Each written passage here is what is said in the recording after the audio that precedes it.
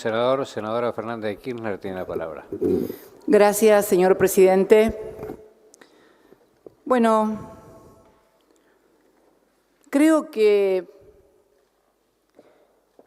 varios senadores y tal vez algunas legisladoras que tenemos cierta antigüedad en estas lides y que hemos pasado por distintos gobiernos, en distintos presupuestos, distintos debates, debemos confluir en algo y coincidir en algo. En realidad no estamos discutiendo hoy una ley de presupuesto, no una ley de presupuesto en el sentido de lo que es el presupuesto, de lo que fue pensado, la propuesta del gobierno que utiliza determinados instrumentos de la macroeconomía, políticas públicas, para, orientando el gasto y la inversión del Estado, tener un modelo de desarrollo, un modelo de gestión del Estado. No estamos ante esto. En realidad, estamos ante planillas que fueron diseñadas para cumplir el déficit cero, que en realidad, bajo el título de déficit cero, que ya lo tratamos una vez en el 2001, inclusive, como ley durante el gobierno de la Primera Alianza, bajo la ley de déficit cero se esconde un diseño, un dibujo, si se quiere, como han dicho en forma reiterada senadores y senadoras, destinados al pago de la deuda y fundamentalmente bajo la égida de la planificación del Fondo Monetario Internacional. Con lo cual, en realidad, no estamos tratando la ley del presupuesto, sino una ley de déficit cero. Ahora bien, además de la ley de déficit cero que se trató acá en el 2001 y que no tuvo ningún resultado, en realidad debe haber habido 7 u 8 experiencias en el mundo de déficit cero y ninguna dio resultado. La mayoría de ellas también bajo la planificación o la dirección del Fondo Monetario Internacional. Mire, señor presidente, Portugal intentó en el 99 la ley de déficit cero. Argentina en el 2000, Pakistán en el 2005, Ucrania en el 2008, Bielorrusia en el 2009, Grecia en el 2010, Italia en el 2012. En ninguno de estos países dio resultado. Algunos números. Portugal en 1999, ley de déficit cero. Tenían que llegar al déficit cero en el 2004. Fracasó. En 2004 el déficit fiscal de Portugal era del 3,8. ¿Saben cuánto era al momento de decidir el déficit cero? Era apenas de 0,4. O sea que al cabo de 5 años de haber comenzado con un déficit del 0,4 y haberse embarcado en la política del déficit cero, terminó con un déficit del 3,8. En 1999 el desempleo era del 4,3 y terminó el 2004 en el 6,6. Y como el PIB cayó, producto de la recesión, porque cayó la recaudación, la deuda pública pasó del 51% del PIB al 62%. Bien, para concluir como síntesis, las 3D, déficit, deuda y desempleo en el 2004. Hoy, Portugal, a partir de la asunción de un gobierno que llegó en el 2015, del Partido Socialista, que había salido en segundo término en las elecciones, pero mediante una inédita coalición con el Partido Comunista y con la izquierda, hoy la economía de Portugal está creciendo. La fórmula simple: decidieron incentivar el consumo a través del aumento de las jubilaciones y los salarios, entre otras medidas y políticas públicas. Ucrania o Pakistán. Pakistán intentó en el 2006. Pakistán. Y se puso como objetivo llegar al déficit cero en el 2008. Esto es notable, el caso de Pakistán, porque Pakistán tenía superávit primario del 1,6 y llegó al 2008 con un déficit del 2,9. Allí también tuvo que intervenir el Fondo Monetario Internacional. Ucrania, en el 2008, anunció déficit cero para el 2009, fracasó, pasó del 3 al 6. En fin, no hay Grecia, tal vez el caso más paradigmático y más conocido. No se conoce ningún caso exitoso, ninguna experiencia exitosa en materia de aplicar el famoso déficit cero. Y tal cual lo dijimos cuando se trató el presupuesto del año pasado, el 27 de diciembre, yo creo que hay un mal diagnóstico del gobierno de concebir al déficit fiscal como el gran problema de la Argentina. En aquella oportunidad dije que el gran problema de la Argentina, estructural de la economía argentina, era la restricción externa, la escasez de dólares para sostener en forma equilibrada y permanente la actividad, el desarrollo y el crecimiento de la economía. Este es el gran problema que tiene la Argentina, además de una economía bimonetaria, sumado además a una falta de proyecto, de modelo de inserción internacional en un mundo que va ya por la cuarta revolución industrial. No tenemos un modelo de inserción. No lo tiene por lo menos el gobierno, porque yo escuchaba hoy atentamente cuando venía para aquí al miembro informante, el titular de la Comisión de Presupuesto y Hacienda, que ponía como modelo a imitar lo que fue la Argentina del centenario. Decía, hace 100 años éramos el primer país del mundo, éramos el primer país del mundo en una economía absolutamente primarizada, agroexportadora, sin valor agregada. Y quiero recordarles a todos que se celebró el primer centenario de la Argentina bajo el estado de sitio por el grado de represión y de rebeldía que había creciente ante la miseria y la pobreza generalizada. Pero bien, se sigue insistiendo en que el déficit, y no estoy sublimando el déficit fiscal, no estoy diciendo viva el déficit fiscal, estoy diciendo que el déficit fiscal puede ser un instrumento contracíclico en etapas de recesión. De hecho, en pocos días más se va a celebrar aquí una reunión del G20. ¿Sabe cuáles son los resultados fiscales de los países y de las economías más grandes del G20? Esto es informe del 2017 del Banco Mundial. Resultado fiscal como porcentaje del PBI de Brasil, 7,80 de déficit. China, 4 puntos de déficit. India, 6,50. Arabia Saudita, también miembro del G20, 7,30.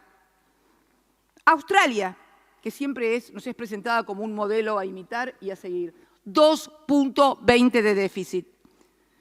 Estados Unidos, 4,60. Bueno, todos sabemos que el déficit más voluminoso, tanto fiscal como comercial, es de Estados Unidos, la primera economía del mundo.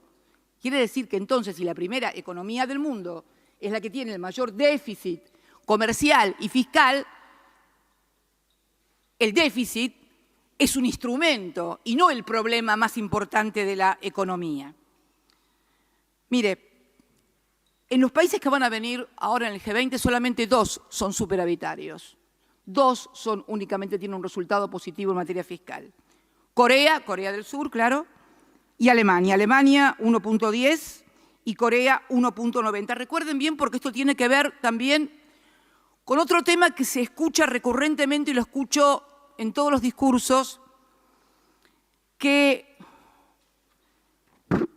además una cosa que creo que nos enseñan en el colegio desde chicos y que nos meten de que la Argentina es un país muy rico en recursos naturales, pero si uno ve el último informe del Banco Mundial, por ejemplo, de Shrinking Wealth of Nations, no soy muy buena en inglés, no importa, es el cambio, la riqueza cambiante de las naciones que publicó el Banco Mundial en el año 2018. Y vemos que cuando analizamos la dotación de recursos naturales per cápita, la Argentina es uno de los más bajos. $16.185 per cápita de recursos naturales contra un Perú de casi $25.000, contra un Chile de $45.000, contra un Brasil de casi $37.000, contra un Canadá de $52.000. Y quiero retenerme en este caso, en Australia. No debe ser la primera vez que se escucha que nosotros tendríamos que ser muy parecidos a Australia en el desarrollo. ¿Sabe cuánto tiene Australia de dotación de recursos naturales per cápita? $180.000. $180.000. Pero además, Australia, por su ubicación geoestratégica, por ser parte de la Comunidad Británica, por además ser un gran proveedor, primero del Japón y ahora, junto a Nueva Zelanda, también de la economía china, tiene una economía diferente a la nuestra. Pero me parece que hay una gran fantasía en creer que a través de recursos naturales vamos a salir. Mire, la Argentina no forma parte de una alta dotación con recursos naturales, para lo cual una estrategia de concentrarnos en estos recursos no solo es social y políticamente insustentable, sino que además es poco inteligente económicamente. ¿Qué quiero decir con esto, señor presidente? Que un presupuesto, en definitiva, un gobierno, tiene que definir cuáles van a ser los instrumentos macroeconómicos con los cuales va a impulsar el desarrollo de la sociedad. Nosotros siempre sostuvimos y ejecutamos a la demanda como, no el único, pero sí, no el único, porque la inversión es importante, pero no hay inversión si no hay demanda. La demanda como el gran dispositivo para el desarrollo y crecimiento económico. Por eso nuestros presupuestos eran expansivos. Mire, alguna vez fuimos criticados porque se decía, por ejemplo, que teníamos una vocación por los sectores humildes y alguien destacaba que había 17 millones de argentinos que recibían un cheque del Estado, en fin, etcétera, etcétera. Y hay una gran discusión hoy acerca de cómo definir a la oposición o al principal partido de la oposición, en este caso el peronismo, ¿no? Entonces hay discusiones acerca de qué es el peronismo, si de izquierda, de derecha, del centro, de arriba, de abajo. A mí siempre me han criticado algunos compañeros y compañeras por no mencionarlo demasiado al general Perón en los discursos, pero yo tengo una teoría respecto de los dirigentes peronistas que lo mencionan demasiado a Perón. A mí cuando los dirigentes peronistas tienen responsabilidades de gobierno, más que hablar de Perón, me gusta que hagan las cosas que hacía Perón. Me fijo más en esas cosas que en la repetición de las cosas. Y mire, leyendo, hoy escuchaba a la senadora por el Chaco, del modelo argentino para el proyecto nacional, sobre esta cuestión que estamos discutiendo del presupuesto, de la inflación, porque el otro gran problema que hay, que tiene la Argentina seguramente, es la inflación. Y algunos creen que la inflación es por el déficit fiscal o por emisión. Bueno, veamos qué decía el Perón, el león herbívoro, ¿no? El que vino después del exilio, de los 18 años de exilio, que venía descarnado, según sus propias palabras. Un león herbívoro, como se definía, y hablando de animales también es bueno recordar que, por ejemplo, las yeguas también son herbívoras. Bueno, el león herbívoro decía: es evidente que las recetas, entre comillas, internacionales que nos han sugerido bajar la demanda para detener la inflación no condujeron sino a frenar el proceso y a mantener o aumentar la inflación. Repito, las recetas internacionales que nos han sugerido bajar la demanda para detener la inflación no condujeron sino a frenar el proceso y a mantener o aumentar la inflación. Este es el Perón que le habla al Parlamento argentino cuando presenta el modelo nacional para el modelo argentino para el proyecto nacional. Y presenta en la parte que habla de régimen económico, habla de estas cuestiones. Mire lo que dice. En esta cuestión, en la inflación, no se acertaba con la solución adecuada.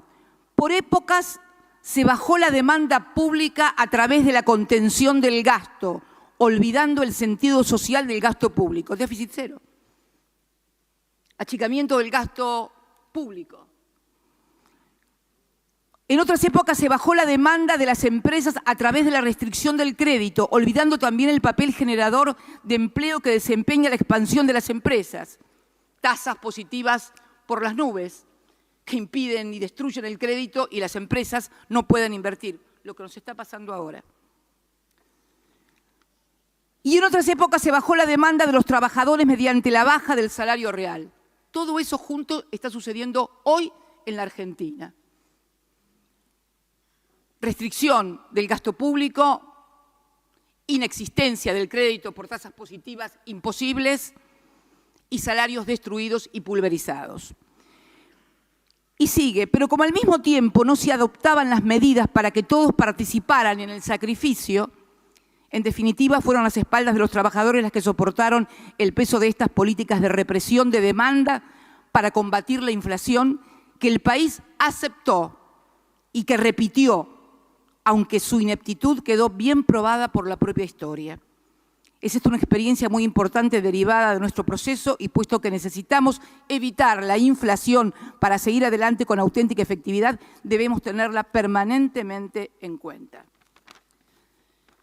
Creo que es importante entender que no se sale de la recesión ajustando el gasto público. Al contrario, lo que vamos a hacer con este presupuesto es profundizar el sufrimiento de la sociedad argentina. Pero ¿sabe qué, señor presidente? Va a ser además un sacrificio inútil. Yo he visto que, y he escuchado además que todos hablan de la necesidad de sacrificarnos.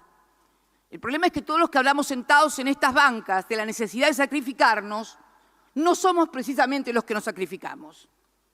Ninguno de los que estamos sentados acá tenemos autoridad moral para decirle a la gente que tienen que sacrificarse para salir adelante. Estamos todos bien vestidos, bien comidos, manejamos, nos traen en auto, viajamos en avión. Nosotros vamos a dirigirnos a la gente para decirle que se tienen que seguir muriendo de hambre o no tener trabajo. Y que eso es el sacrificio, pero además, ese sacrificio va a tener resultado. Todos sabemos que no es así. Todos sabemos que la recesión se va a profundizar, que es necesario, señor presidente, señores legisladores y legisladoras, tomar políticas públicas activas. Miren, en estos días, porque además yo ya no voy a hablar de las pequeñas y medianas empresas, de las pymes que están destruidas. Hoy el senador Fuenti, es importante este tema de esta empresa tan importante, la empresa multinacional Arcor, una multinacional argentina de alimentos que además tiene fama, parece que bien ganada, de estar muy bien administrada. Por lo tanto, es una importante leading case para ver cómo funcionan los modelos con presupuestos como los nuestros, que eran expansivos y que creían en la demanda, y lo que fue el primer presupuesto de ustedes, el de 2016, donde redujeron impuestos, porque como ustedes están convencidos de que la economía se impulsa por la oferta y no por la demanda, creen entonces que bajando los impuestos los empresarios van a invertir. Bueno, esta empresa, Arcor, tiene 39 plantas industriales, 29 en el país y 10 afuera. De las 10 plantas que tiene afuera, 4 fueron instaladas o las abrieron año 2005, año 2007 y año 2008 la última. Tiene 3 que inició en Brasil 2005 y 2007, en Chile 2007, México 2008, que fue la última que abrió. Este grupo, además, mire, yo voy a mostrar el gráfico para que se vea, hay una creencia que el grupo tuvo problemas porque bajó el consumo. No, Arcor tuvo rentabilidad operativa. El problema es que contrajo deuda a través de obligaciones negociables por 500 millones de dólares en el 16 y en el 17, los que sumados a deuda que tenía, 200 millones en obligaciones no negociables hasta el 2015, y la devaluación le produjo un impacto, obviamente, en los servicios de deuda, pero tuvo resultado operativo. Ahora bien, esta importante empresa multinacional, miremosla cómo funcionó. Acá está hecho desde el año 2004 al 2017. Mire, el promedio de ganancias de la empresa, de rentabilidad, del 2004 al 2015 fue de 178 millones de dólares anuales. Pero si tomamos el tan denostado periodo de gobierno del año 2011 al 2015, la ganancia operativa promedio se va a 265 millones y medio de dólares, siendo en el año 2016 y 2017 de 201 millones de dólares. Falta el 18. ¿Qué quiero decir con esto, señor presidente? Que el mayor crecimiento y la mayor rentabilidad de la empresa se dio cuando nuestros presupuestos eran expansivos. Yo sé que algunos estarán preguntando, sí, pero bueno, los dueños de la empresa y muchísimos empresarios que seguramente también tuvieron rentabilidades durante los gobiernos están con el gobierno de Cambiemos, uno los puede ver en declaraciones en los medios de comunicación que apoyan fervientemente esta política. Bueno, claro, el problema es que yo decía que el principal problema de la economía argentina es la restricción de dólares, pero además el otro problema que tenemos es también la mentalidad de algunos sectores del empresariado que no se mueven a partir de comportamientos económicos, sino a partir de comportamientos o pautas ideológicas, políticas o culturales. Yo le voy a explicar al doctor Jauretche mucho mejor que yo, y si no les gusta Jauretche porque les suena demasiado Nakam Pop, yo les recomiendo que lean la conferencia del economista Kalecki, muerto ya, conferencia que da en la Universidad de Cambridge en la Marshall Society en el año 1942, plena Segunda Guerra Mundial. Este economista de orientación marxista va a dar una conferencia acerca de los aspectos políticos del pleno empleo. ¿Cuál era la discusión en ese momento? Para que veamos este tema de lo cultural, de lo ideológico y de los prejuicios.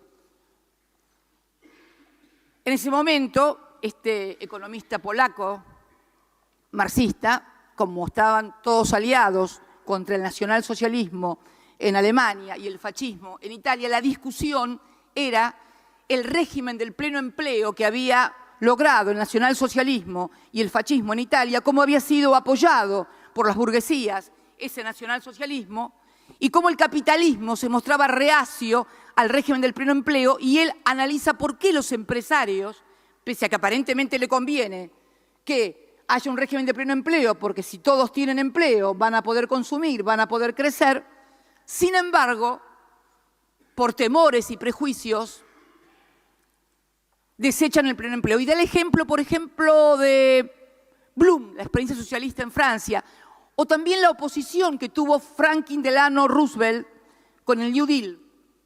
Todos sabemos que las grandes empresas y las grandes fortunas norteamericanas estaban en contra del New Deal, pese a que era y apuntaba a superar la recesión y la depresión, no desde el punto de vista financiero, saben que se quedó con la plata de los bancos, sino fundamentalmente a través de la generación de trabajo y de la industrialización. Es muy interesante porque uno puede advertir los prejuicios que hay respecto de esto y cómo un régimen de pleno empleo crea en muchos empresarios, como el régimen del pleno empleo necesita de la intervención del Estado, porque sin la inversión del sector público es imposible que haya pleno empleo. Sin la inversión del sector público a través del presupuesto es imposible que haya pleno empleo. Entonces, ese pleno empleo se puede dar a través de mucha obra pública, hospitales, escuelas, rutas, etcétera, a través de subsidios. Habla Kalecki ya, mire, quiero leerlo el término que utiliza. Ya Kalecki habla en el año, para que vean que los subsidios no es una cosa que se nos ocurrió de trasnochados a nosotros, los kirchneristas, por así decirlo, los peronistas, no sé cómo quieran llamarnos, cuando habla de los subsidios que se dan a través de los servicios públicos, habla de los subsidios a los servicios públicos como salario indirecto. Año 1942, Universidad de Cambridge. No hay nada nuevo bajo el sol en materia de comportamientos y políticas macroeconómicas. Hay grandes discusiones desde hace mucho tiempo, que si la oferta, que si la demanda, que si el régimen de pleno empleo.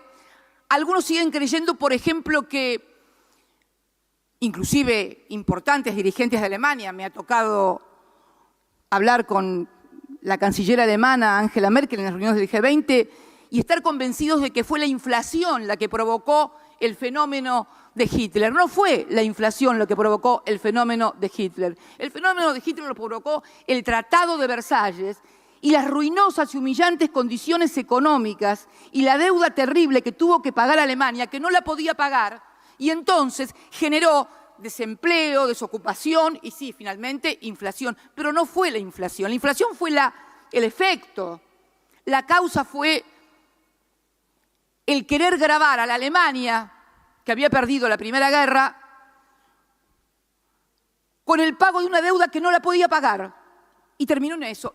Y tenemos que mirar un poquito lo que está pasando en el mundo con el surgimiento de las derechas. Porque aquel nacionalsocialismo y el fascismo utilizó a los judíos como las minorías culpables de los desastres que tenían en la economía, que no tenían trabajo, que había desocupados, eran los judíos los responsables. Las nuevas derechas y los nuevos fascismos colocan a los inmigrantes como los responsables de que los nacionales de un país no tengan trabajo. Estemos atentos con estas cosas. Inclusive las políticas que llevó adelante Trump y el triunfo de Trump en Estados Unidos se debe fundamentalmente apelando a la falta de trabajo del Estados Unidos profundo. Entonces acá Kalecki plantea que el régimen del pleno empleo es una deuda y un debate que se debe dar al capitalismo, porque hay una clase empresarial que se niega a abordar el tema porque cree que esto es otorgarle demasiado poder a los sindicatos, a las fábricas, etcétera, etcétera, etcétera, al Estado también, y al Estado, ¿no? A los trabajadores también. No hay nada más asustado que un empresario frente a un sindicato o trabajadores organizados. Entonces creo que deberíamos discutir estas cosas y creo, señor presidente, sencillamente que no estamos yendo por buen camino, estamos yendo por el peor camino. Creo que además, decía hoy la senadora Anabel Fernández Sagasti cuando hablaba, que van a dejar un país infinitamente peor del que recibieron. Y no hay que ni ser partidario del anterior gobierno, ni para advertirlo, están los números claros y concretos en materia de deuda, en materia de, parece mentira que hoy le hayamos pedido 57.000 millones de dólares al Fondo Monetario Internacional. ¿Realmente piensan que esto va a ser la solución? ¿Ustedes realmente están... ¿Puede algún argentino, después de las experiencias que hemos tenido acá, creer que la solución va a venir de ahí? Sinceramente, yo puedo entender los discursos de la política, el caucheo mediático y demás, pero me parece que es hora, sinceramente, de que convoquen... Miren, si no quieren convocar a los que estaban antes, no importa, pero tienen que organizar algo porque esto se va a tornar insostenible, señor presidente. Yo creo, sinceramente, que pese a que ustedes se la pasaron hablando durante tanto tiempo de la pesada deuda, pero en realidad es como una suerte, yo los miro a ustedes como una suerte de espejo invertido. Es como que ustedes proyectan en los otros lo que realmente está pasando, lo que son ustedes. Y entonces se la pasaron hablando durante 2 años de la pesada herencia y la verdad que nadie sabe cómo se va a hacer para pagar en el año 2020 la formidable deuda que ustedes han contraído, que tampoco se sabe dónde está, porque en definitiva, ¿dónde están los más de 150.000 millones de dólares? En netbooks, en obras, en hospitales, en escuelas, en jardines de infantes, en rutas, el mejor salario para los científicos, el mejor salario para los universitarios. Está todo devastado, señor presidente. La pregunta es, ¿dónde fue toda esa deuda que contrajeron? Y yo creo que uno de los problemas que tenemos que abordar en el tema de la inflación, por ejemplo, y de la restricción externa, es también que tenemos otro récord. Argentina es el 5º país en formación de activos externos. Las clases empresariales o las clases finalmente terminan fugando la plata y formando activos en el exterior. Somos el 5º país. Primero son los Emiratos Árabes. Segundo, Venezuela. Tercero, Arabia Saudita. Cuarta, Rusia. Y quinta, la Argentina. ¿No les parece que eso tiene que ver también con la restricción externa?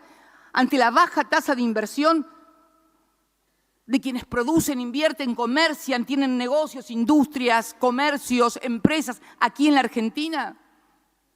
¿No les parece raro también que tenga que ver con la inflación? Porque Arcor, en los años 16, 17, 18, también tuvo rentabilidad operativa, vendiendo menos en volumen. Porque ¿sabe por qué no va a ceder la inflación? Pese a lo que ustedes creen que porque no va a haber plata van a bajar los precios, porque van a aumentar los precios para suplir lo que no tienen por volumen, por precio, que es lo que hizo Arcor, por ejemplo, tuvo rentabilidad. Su problema no fue un problema de rentabilidad operativa porque se le cayeron las ventas, que se le cayeron las ventas, porque aumentó los precios de una manera tal que logró suplir la rentabilidad que se le iba por venta. Esto es lo que tenemos que discutir. La concentración, mire, hablan de inflación. ¿No le parece que la concentración por sector de la economía tiene que ver también con la inflación, con la política de precios y de ingresos? Arcor, junto con Mondelez, que es una multinacional también de galletitas, tienen el 60% del mercado de las galletitas. 15 empresas explican casi el 70% de la industria láctea y de la capacidad láctea de la Argentina. 2 empresas, Coca-Cola y Pepsi, el 78% de las gaseosas. Fideos, comida popular si las hay. 50% lo controla una sola empresa, Molinos Río de la Plata. Sí, dice acá, y le tomo el desafío al senador Neidenhoff, ¿cuántos años hace? Y digo yo, cuando nosotros intentamos, y no intento dialogar con usted, senador, cuando intentamos políticas de precios, cuidados, defensa de la competencia, ¿de qué nos acusaban? Cuando tomamos, mire usted, se nos ocurrió llevar adelante, tener las representaciones que nos correspondían en el fondo de garantía del ANSES, en las empresas, en Techín, en Molinos Río de la Plata, en muchas, tener un representante, y ya lo consideraban una intromisión en la vida de las empresas, y que nos acusaban prácticamente de ser casi socialistas, porque poníamos directores que nos correspondían en las empresas que participaban en el Fondo de Garantía de Sustentabilidad del ANSES. Cuando intentábamos aplicar, yo me acuerdo que a Shell, cuando Aranguren era el presidente, le quisimos aplicar el precio de las naftas desde la Secretaría de Comercio y nos dijeron de todo. No tuvimos apoyo de ningún partido político de la oposición para abordar el problema de la concentración de las empresas en la República Argentina. Era una pelea sola nuestra. La oposición, senador y senadoras, nos acusaba de que queríamos intervenir y socializar y apoderarnos de las empresas, cuando en realidad lo que queríamos era controlar este nivel de concentración, porque estas también son las causas de la inflación, además de la restricción monetaria y del comportamiento y de la cultura bimonetaria. Pero para acabar con la cultura bimonetaria va a ser necesario un gran acuerdo político nacional, señor presidente, de derecha a izquierda. Porque el problema de la escasez de dólares no es un problema ideológico, es un problema de sostenimiento de la actividad económica. Por eso digo, señor presidente, que no estamos tratando un presupuesto, porque nunca podemos discutir estas cosas. Y cuando hubo un gobierno que intentó discutir con nuestros errores, con nuestros desaciertos, con nuestros malos modos, pero y con los buenos modos de ustedes, ¿qué inversiones vinieron al país? Porque además también, señor presidente, algún senador dice que hay un plan perverso. Yo, mire, no voy a ponerme si son perversos. Yo me miro los resultados y los resultados es que no vino ninguna de las inversiones que ustedes decían que iban a venir. Porque ustedes creían, muchos de ustedes creían, que ustedes, que no son peronistas, ¿podemos definir los rubios de ojos celestes? Sí, rubios de ojos celestes. Amigables con el mercado, las inversiones iban a venir. No, señor presidente. Y ustedes también creyeron que cediéndole a cada sector económico lo que ese sector pedía, la suma de todas esas concesiones, porque, bueno, habían ido a la Bolsa de Comercio y la Bolsa de Comercio quería que no hubiera restricciones al libre ingreso de capitales para pasar de economía fronteriza a economía emergente, le levantaron todas las regulaciones. ¿Qué inversiones vinieron? Las especulativas, señor presidente. Las inversiones especulativas, no vino ninguna otra inversión. Creyeron que pagándole los fondos buitres también iban a venir las inversiones, tampoco vinieron las inversiones. Y así podíamos enumerar a cada uno de los sectores económicos, salvo a un sector, no le dieron lo que querían, que era el impuesto a las ganancias y libres paritarias. Salvo a la CGT, que los apoyaron muchos de ellos, a ustedes, a los demás les dieron todo. El problema es que la suma de las demandas sectoriales no da un total virtuoso, da lo que tenemos hoy. Sumar las demandas de los sectores y darle cumplimiento a cada uno de ellos no da final virtuoso, da lo que tenemos hoy. Por eso digo, señor presidente, que es necesario abordar una discusión en serio en el país. Y digo además que han tenido lo que no ha tenido ningún otro gobierno, una oposición que desde los fondos buitres, pasando por la reparación histórica, pasando por la reforma previsional y por todo lo demás, les votó todo lo que le pidieron. Hasta los presidentes del Banco Central. Fíjese, yo tuve a Mercedes Marcó del Pont y nunca pude conseguir que le aprobaran el pliego. Sin embargo, Adolfo Sturzenegger consiguió que le aprobaran el pliego. Mire usted, ustedes consiguieron algo que yo no pude ni con mi propia bancada. Por eso digo que, y esto tiene que ver también con algo que pasó también en la última reunión de presupuesto, cuando estuvimos el año pasado, el 27 de diciembre. Yo me acuerdo que en el discurso del senador que representa al bloque mayoritario, dijo que aún con nuestras diferencias y con nuestras visiones le iban a aprobar el presupuesto. Mire lo que decía. Y creemos que algunos rumbos, esto se pronunció el 27 de diciembre del año pasado. Y creemos que algunos rumbos el gobierno debe corregirlos. De lo contrario, indudablemente, algunas visiones que se han expresado en este recinto pueden acercarse a la realidad. Las visiones, por supuesto, eran las nuestras. No creo que estemos viviendo eso todavía, pero hay datos que son negativos. Pongan un ministro de Economía que regule la política monetaria, la política fiscal, la política del gasto. Tengan alguna centralidad en la perspectiva de la visión política. De lo contrario, el presidente del Banco Central va a seguir aplicando tasas de interés del 30%. El año pasado eran del 30%, alegremente. ¿Quién va a venir a invertir a la Argentina? Se preguntaba. Y bueno, mire cómo estamos ahora. Las tasas ya no son del 30%, son casi del 70%. Entonces digo, ¿es racional aprobar este presupuesto?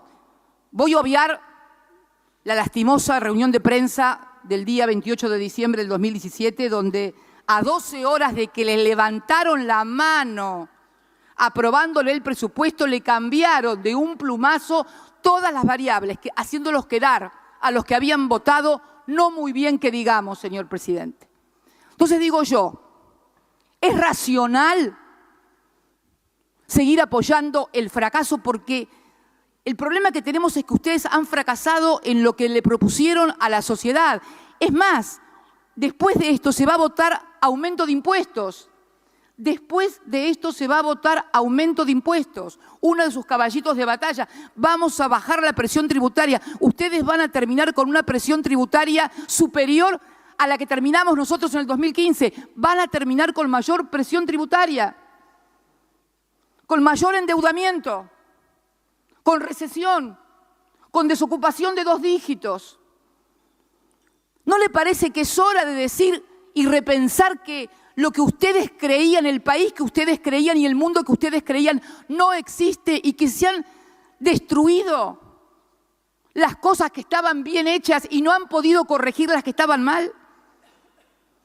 Han acentuado el problema de la restricción externa cuando ustedes dolarizan las tarifas, cuando ustedes dolarizan el combustible, cuando ustedes dolarizan los alimentos, profundizan aún más el proceso de economía bimonetaria que tenemos hoy en la Argentina.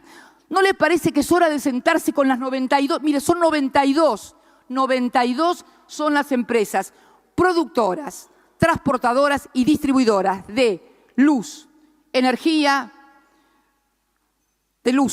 gas, agua y también las productoras de petróleo, las únicas que están ganando en la República Argentina. 92 empresas están ganando muchísimo dinero.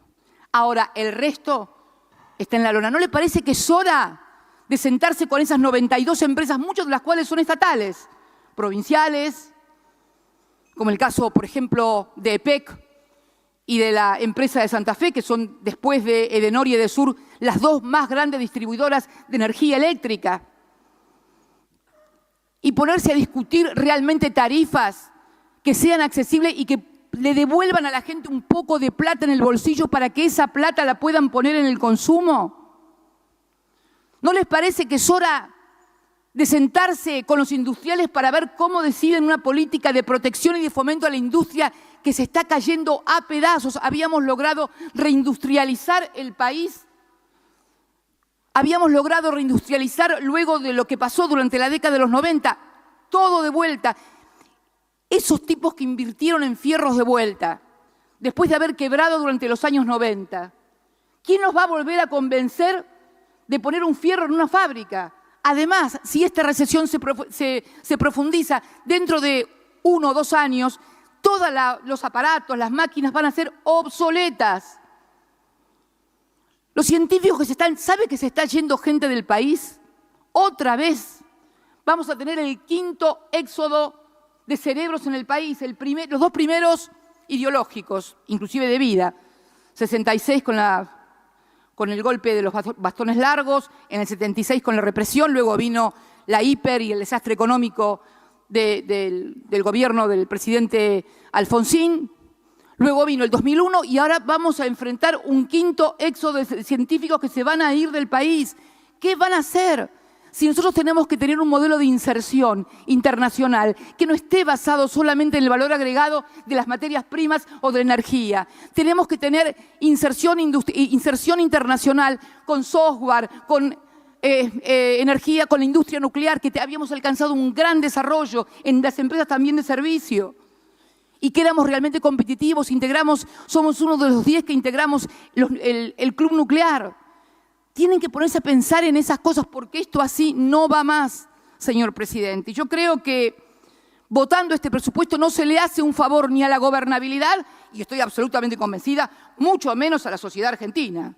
Se le podrá hacer un favor a los que van a cobrar la deuda, al Fondo Monetario Internacional y a algunos amigos del poder, pero a la sociedad y a la gobernabilidad no creo que la gobernabilidad pase por esto.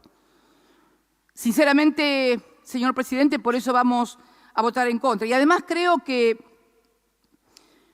he escuchado, para finalizar, algunas comparaciones con respecto a que en el 2010 no se aprobó el presupuesto para el 2011. Mire, intentar comparar la situación, primero el presupuesto del año 2010 para el 2011, que era un presupuesto expansivo, de crecimiento, de inclusión, de construcción, pero además también el clima que vivía el país. ¿Ustedes se acuerdan lo que era el 2010 cuando se trató el presupuesto y ustedes lo rechazaron? Entonces oposición, hoy oficialismo. Habíamos terminado los festejos del Bicentenario, donde millones de argentinos se habían volcado con una alegría inusitada y nunca más vista otra vez desde aquella oportunidad. Habíamos salido de la crisis del 2009 porque no nos pueden querer convencer, señor presidente, de que todo lo que estamos pasando es porque la lira turca o porque Trump subió 1 punto o medio punto la tasa. Yo tuve 5 corridas financieras, 5 corridas cambiarias, señor presidente, y además afronté como presidenta la crisis más grande económica global de la que se tenga memoria, a raíz de la cual nace el G20. ¿El G20 sabe por qué nace? El G20 nace por la crisis del 2008, que algunos dicen que fue más importante que la del 30. Sin embargo, la crisis esa no nos sirvió de excusa para trasladar la responsabilidad de gestionar por la sociedad a la gente. Al contrario. Le recuerdo el tiempo, señora senadora. Estoy terminando. Y en el 2010 ya estábamos saliendo de la crisis del 2008 y del 2009. Por eso digo, señor presidente, que es necesario replantear. El gobierno tiene que replantearse las cosas. Y yo creo que el deber de la oposición, que es representar una alternativa a esto que están viviendo en la Argentina, nos lleva a votar en contra de este presupuesto. Muchas gracias. Gracias, señora senadora. Señor